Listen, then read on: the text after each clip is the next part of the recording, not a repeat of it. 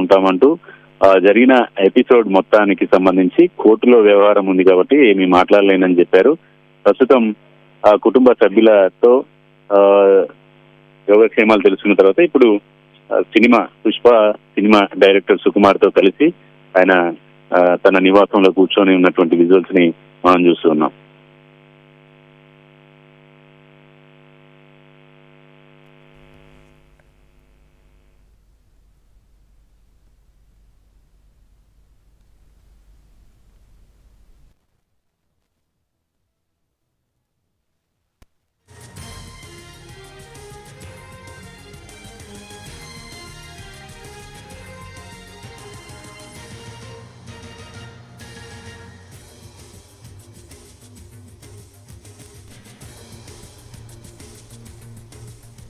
జూబ్లీహిల్స్ లోని నివాసానికి చేరుకున్నారు అల్లు అర్జున్. ఇంటికి వెళ్లగానే భార్య స్నేహారెడ్డి భావోద్వేగానికి గురయ్యారు. ఇంటి దగ్గర తన కోసం ఎదురు చూస్తున్న పిల్లలను, కుటుంబ సభ్యులను హత్తుకున్నారు అల్లు అర్జున్.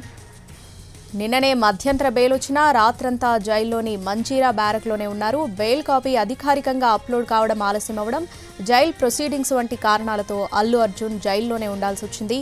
సంధ్యా థియేటర్ తొక్కిసలాటలో ఓ మహిళ మృతికి సంబంధించిన కేసులో భాగంగా పుష్పరాజ్ అల్లు అర్జున్ అరెస్ట్ అయ్యారు. అల్లు అర్జున్ నివాసానికి వెళ్లిన పోలీసులు ఆయనను నిన్న అరెస్ట్ చేశారు. చిక్కడపల్లి పోలీస్ స్టేషన్కు తరలించి దాదాపు 2 గంటల పాటు విచారించారు. ఆ తర్వాత గాంధీ ఆసుపత్రిలో వైద్య పరీక్షల అనంతరం నాంపల్లి కోర్టులో హాజరుపరిచారు. అయితే నాంపల్లి కోర్టు 14 రోజుల పాటు రిమాండ్ విధించగా హైకోర్టు 4 వారాల పాటు మధ్యంతర బెయిల్ మంజూరు చేసింది.